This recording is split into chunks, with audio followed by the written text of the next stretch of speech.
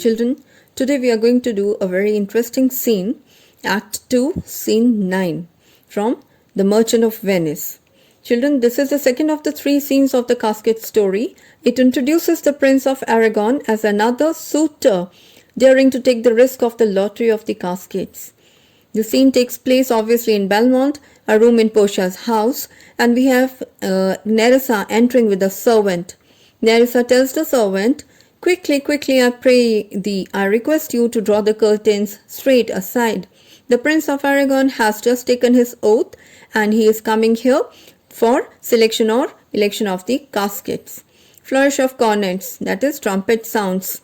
With the entry of Prince of Aragon and Portia, we have the attendants along with. Portia says, "Behold." She is telling Prince of Aragon, "Behold, look, these are the caskets. Stand the caskets, these are the caskets, noble prince." She addresses him very humbly and respectfully. "If you choose that wherein I am contained, if you choose that casket which has my picture, straight shall our nuptial rites be solemnized. Our wedding will be solemnized at once. But if you fail, without more speech, my lord, you must be gone from hence immediately. But if you fail, my lord, you must leave the place immediately without any further talk." Aragon says, "I am enjoined by oath to observe three things. I am enjoined by my oath to observe three things." Then he lists out the three things, three oaths that he has taken. First, I am never going to unfold to anyone which casket I chose. Second, if I fail for choosing the right casket, never for the rest of my life I would propose to any maid in the way of marriage. Lastly, if I make a wrong choice, fail or make a wrong choice, immediately I would leave from here. I must leave and be gone. Portia says, "To these injunctions everyone doth swear. Every suitor who comes here to make the choice to win my worthless self takes an oath to abide by these conditions." She calls herself worthless. She is a very humble and sweet princess and calling herself therefore worthless self. Aragon now starts talking to himself. So we have a kind of a monologue here where Aragon speaks about the caskets. He says, "And so have I addressed me." He says, "I have agreed for this. Fortune now to my heart's hope." Sign of exclamation. He wishes, "May fortune now favor me in the desire of my heart." Gold, silver and base lead. Lead he calls base. "Who chooseth me must give an hazard all he hath. You shall look fairer before I give our hazard." He tells lead casket plainly that you should look fairer. You are not good to look at. And before giving me hazard, giving me any advice to risk anything, you should look fairer. That indicates that he is going by the outer look of the lead casket and is not choosing this casket. Then he turns to golden casket. He says, "Who says the golden chest? What says the golden chest? Let me see." He reads out the inscription. "Who chooseth me shall gain what many men desire." Then he tries to ponder upon what it means. He says, "What many men desire." That many, now this word he feels strange. He said many may be meant by the full multitude. Multitude means many people who are foolish in nature, that choose by show, that choose by the outer show. Now this is in opposition to what he just said about the lead casket. He just rejected lead casket by saying that it does not look fair. But here he's saying that I will not go by many people who had chosen gold casket by the outward show. Then he said, "Not learning more than that the fond eye doth teach." Many might have chosen golden casket by just looking at the outward show of gold for what their fond eye had taught them. Because what we see outwardly, we don't see the interior where what lies. But like the martlet, he gives one example. A simile is used here for the martlet, like the martlet builds in the weather on the outward wall. So it's a kind of a metaphor also, even in the force and road of casualty.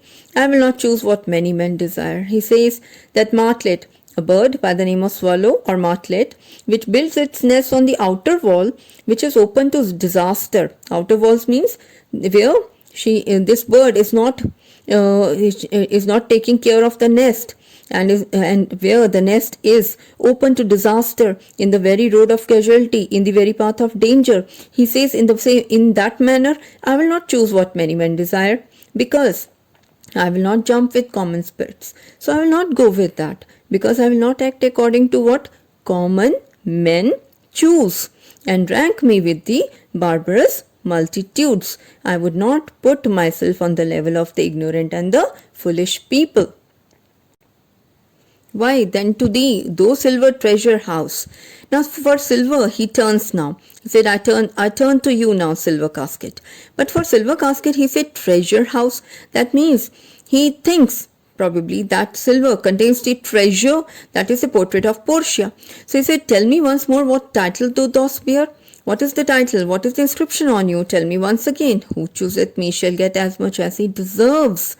Well said too. This is well said. Because he says, for who? For means because. Who shall go about to cozen fortune and be honorable? Cozen is cheat. Who will go and cheat fortune and win something without merit? Okay, without the stamp of merit, who will achieve anything? Let none presume to wear an undeserved dignity. Let no man, none presume, no man wear the garb of dignity which he does not deserve. O means wishing. That estates, degrees and offices. Estates, the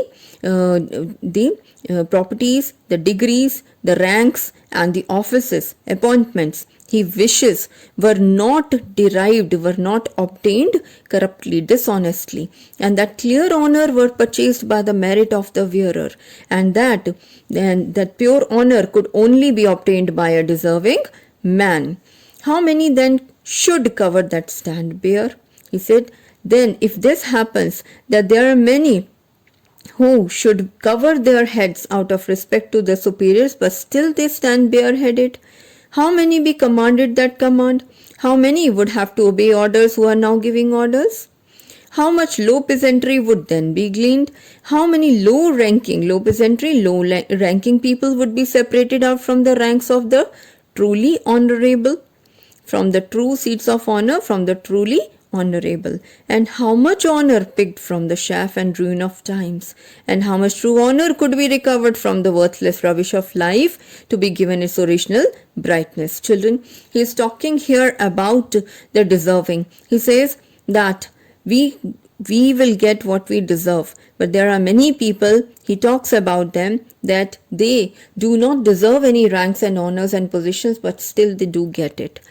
I wish that he is wishing, he says, I wish that ranks, honors, estates, degrees, offices, appointments should be given only or to the deserving ones only.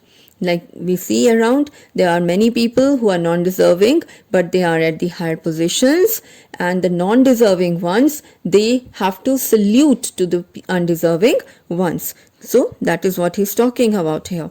And then he says, well, but to my choice, who chooseth me shall get as much as he deserves. So this is my choice. He says, I will assume desert. I will take this, that this is what I deserve. Give me a key for this and instantly unlock my fortunes here. He asks for the key, and he says that I will unlock my fortune without delay.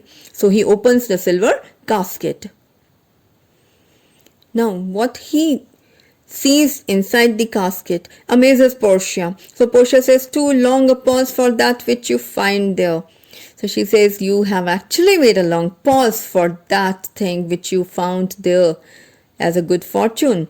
Aragorn is surprised. He's amazed, astonished, and he says, what is here? The portrait of a blinking idiot presenting me a schedule? The portrait of a fool with goggling eyes. Blinking is goggling eyes. Idiot is fool. Presenting me a schedule, presenting me a written note. I will read it. How much unlike art thou to Portia? He is surprised, so he says that you are how unlike Portia is this to this portrait. How much unlike my hopes and my deservings, and how dissimilar to what I hoped for and what I deserve. Who chooseth me shall have as much as he deserves. Did I deserve no more than a fool's head? He questions himself. Is that my price? Are my deserts no better? Do I deserve no better than this?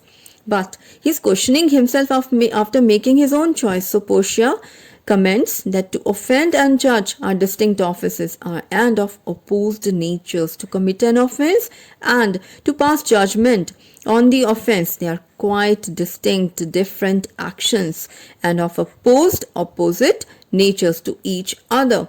So Aragon reads out, he says, what is here? He reads, the fire 7 times tried this, 7 times tried that judgment is. This here means silver of the casket, the metal of the casket. This metal, silver metal, was tested 7 times by fire. And for judgment, a judgment to never to go wrong, for making a judgment which never to go wrong, it is written, it should be tested 7 times. That did never choose amiss. Some there be that shadows kiss, such have but a shadow's bliss. So, some there be that shadows kiss. Some people chase what? They chase appearances. They chase the shadows. And in return, what will they get? They will not get the real thing. They will get the appearance of happiness. That is the shadow of happiness. Bliss is happiness. There be fools alive. I wish silvered over. There are many people, some people who are disguised by the silvery hair of old age. Children, old age signifies wiseness, signifies knowledge. But there are many people or foolish people around who would be having silver hair, but they will be foolish. And so was this. And this was also silver casket, which appeared to be silver and wise, therefore, but was having the fool inside. I will ever be your head. So this head, the fool's head, will always be your head, irrespective of which wife you take. So be gone. You may leave now. You are sped, your chances over. Still more fool I shall appear by the time I linger here. So very disappointed Aragon is that he says, if I stay any longer here, I will appear a bigger fool. With one fool's head, I came to woo. His own head he came, but now he has got 2 heads. So he's going away with 2 heads, one his own and the other one of the idiot. Sweet adieu, farewell dear lady, I will keep my promise and patiently suffer my misfortune. He takes exit with his whole followers or attendants. Portia obviously is happy and that he has also gone, but here she remarks also by saying, thus had the candle signed the moth. Oh, these deliberate fools, when they do choose, they have the wisdom by their wits to lose. So candle here is Portia and all the moth are the suitors coming from all over the world to woo Portia. So thus she says, one more moth, one more suitor has been burnt by the candle. Oh, these deliberate fools. Oh, those headstrong fools. Why deliberate? Because they are coming by their own wish. These fools, when they do choose, when they choose, they have the wisdom by the wit to lose. The wisdom of their superficial knowledge make them lose. At Portia's remark, Nerissa says, the ancient saying is no heresy. The old saying is true. Hanging and wiving goes by destiny. Being hanged and being married to a wife are decided by destiny. Portia, come draw the curtain, Nerissa. It is over. So draw the curtains, Nerissa. And at the same time, enter a servant. He asks for the lady. He says, where is my lady? Portia says, here. What would my lord?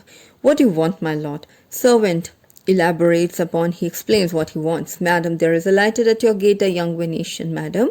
A young Venetian has just arrived at your gate. One that comes before to signify the approaching of his lord. He has been sent in advance, he has been sent in advance to announce the arrival of his lord or master, from whom he bringeth sensible regrets. He brings from him precious tokens of courtesy, regrets, to wit, besides commends and courteous breath, gifts of rich value. And along with that, not only that, he has brought costly gifts in addition to greetings and messages. Yet I have not seen so likely an ambassador of love. And so far I have not seen so generous an ambassador of love. And he compares this to whom?